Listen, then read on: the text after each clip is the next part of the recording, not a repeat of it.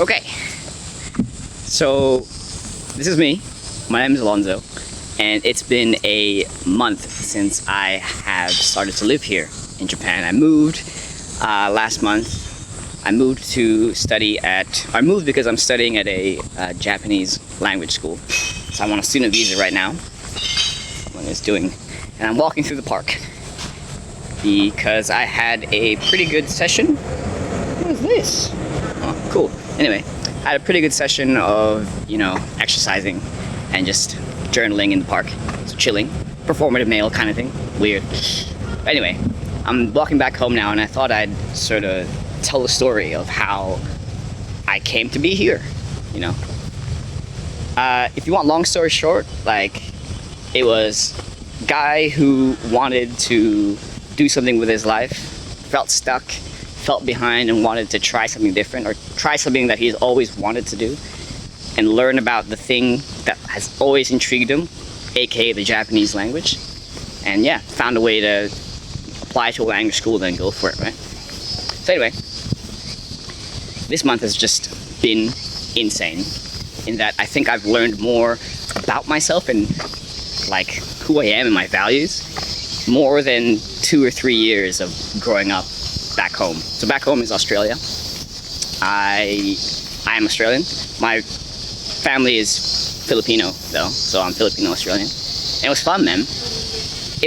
My life was pretty good. I'm pretty blessed and grateful to have amazing parents and a life really worth living.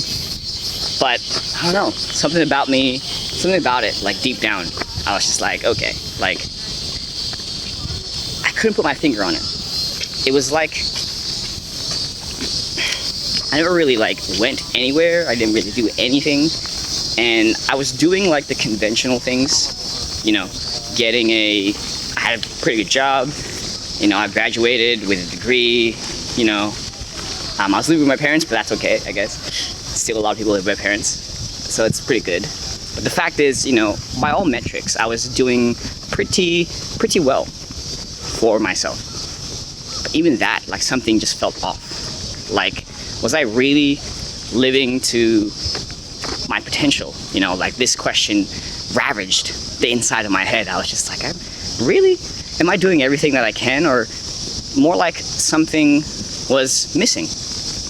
So for a long time, that sort of plagued me. I was what am I gonna do about this feeling, right? Do I accept it, sort of sit with it and be okay, it is what it is kind of thing? Or do I actually go and do something about it? And apart from all this, while working my job, I saved up quite a bit of money. And while doing soul searching one day, I recalled the time that I was really into learning Japanese. It's been an on and off hobby. I was self-study so I was self-studying for the longest time, right? For about 3 or so years. It was a hobby thing.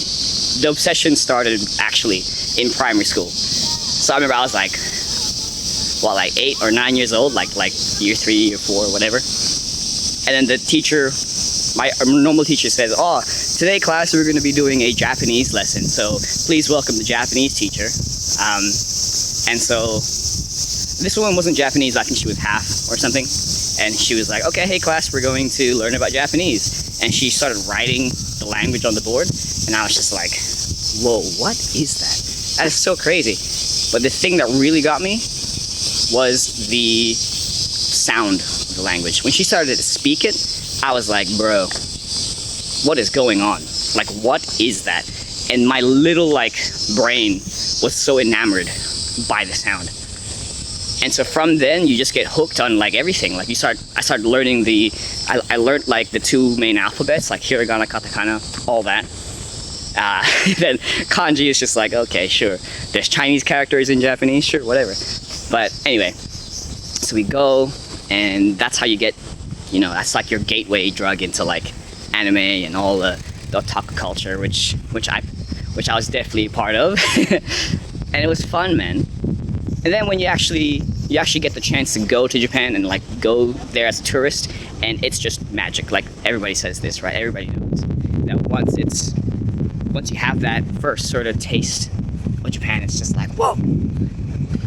like sushi, and sushi's good, and there's like vending machines, and there's like, weird bars, and well, not, I didn't really go to the bars because I was still a bit too young, but I heard about them. Man, it is summer right now, and it is hot, bro. It kind of sucks because like in Australia it was like summer before I left, and then when I left to come back or to come to Japan, it was like in the middle of summer too, so it was like no break. So this year I basically had a like an extended summer, and I'm so ready for some cold, man. Anyway, so yeah, after having that first taste and going back, it solidified in my head like, okay, like Japan is a place that I would want to go. And it wasn't until recently when I was sort of, feeling those feelings of like, okay, and is this really all that's left? Like, is this where I go? Like, by all metrics I have a good life, but like I want something more. And so I thought back to that experience of like being a kid and listening to the language for the first time, and I was just like, what would it take to actually live here and be here? Actually learn the language, actually live here. And obviously the answer to that is learn the language to a very high degree. And what's the best way to do that? Well, you could argue that it's like self-study and get really good on your own, but I wanted to actually try and live here. And the easiest way to do that is to get a student visa. So I researched the schools. I'm like, I don't know where it is. It was a lot. I somehow had the idea that like, oh, if it's in Tokyo, it should be okay. So yeah, I picked Tokyo because I thought, okay, there's going to be a lot of, jobs and opportunities there, and people as well.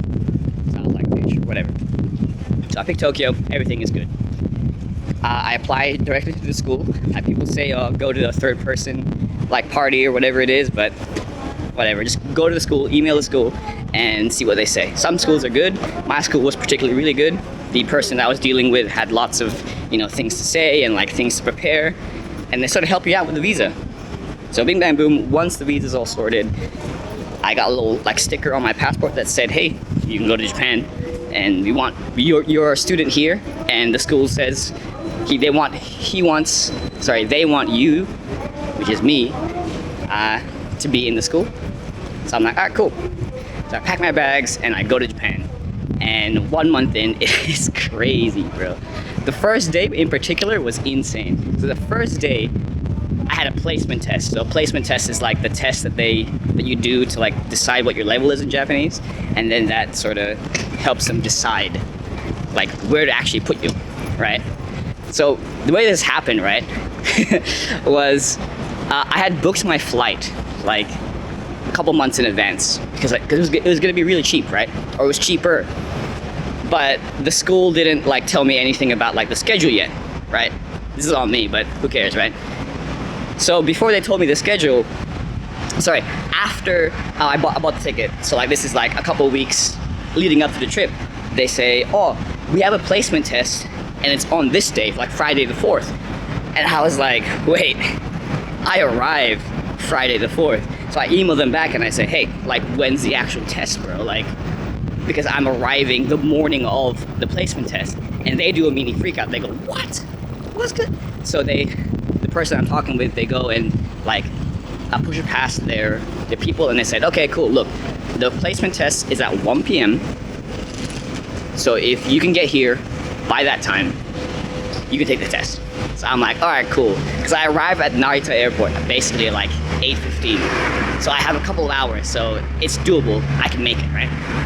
So I arrive at Narita Airport, and I basically fly through immigration. I grab the Zairyu card, I think it's called, like the card, like the residence card. I grab that. I make sure I get the sticker that says, oh, he's allowed to do part-time work, because I do want to work part-time to get some bread and sustain myself, right? Anyway, I fly through it. I grab my bag, and I head to the nearest Keisei Skyliner thing, because I needed to get to Nippori, right? Because Nippori Station, because that's where the school is, like, sort of near. So I fly through it, going through these two heavy bags, and immediately as I step off the train, I am hit with the July humidity and heat. I'm like, oh my god, this freaking sucks. So I'm sweating like hard. Like my shirt is pretty much close to wet, or is wet from like sweat, right? So I'm like, all right, cool. And I had to somehow make it through to get to the school, so I had a taxi. Thankfully, it was only like 6-7 minutes away, because I was not walking in that heat with 2 heavy bags. Screw that. So I'm like, all right, cool, let's go. And so I make it to the school. I'm all sweaty, and they said, oh, the orientation is just like actually we started late with orientation, so you can actually come in and go. So I stash my bags in like the reception area where it's safe, and I basically fly up like four flights of stairs. Because for some reason this is like a stacked building. Like the classrooms are like in different floors, right? And so I fly up all these stairs, and I make it to the orientation. The orientation's in Japanese, so thankfully I was able to do like, before going, I had 3 years of like immersion practice and reading, so I could get most of it right. But yeah, I was sweating. I didn't even know what was going on. Thankfully there was like a 30-minute break, so I stopped to grab some lunch somewhere at a local convenience store. I think there was like a Family Mart nearby. So I do that, and then I sit the test, and yeah, pretty much pass out after that, or like check out, like mentally check out, because at this point, like earlier that morning, like at 4 a.m., I was awoken by a screaming child. So I didn't get much sleep on the plane. So at this point, I am tired as all heck, right? I'm like, oh gosh. But it was okay, because they were gonna drive me to my dorm. So before, I had like picked the dorm, and they were like, all right, cool. So once the test was over, they organized a driver to come and pick me up from the school, and they drove me to the dorm. And then I thought it was all gonna be good, but the dorm also had no lift. So another set of stairs, and guess which floor I was put in? The 4th floor. So I had to carry my stuff, my heavy luggage, up 4 flights of stairs again. So as you can imagine, at this point, I'm so tired. So I took a strategic and very needed power nap, and I woke up for some dinner, but that was the end of my first day of Japan. Quite a harrowing experience, I guess. And a couple days later, they announced the results. So I got into the, like, I think it's called like the pre-intermediate or whatever it was. So it's the class just before N3 level. So yeah, I'm pretty happy, man. And now it's been a month doing that class. Lots of ups and downs too, and things to get used to.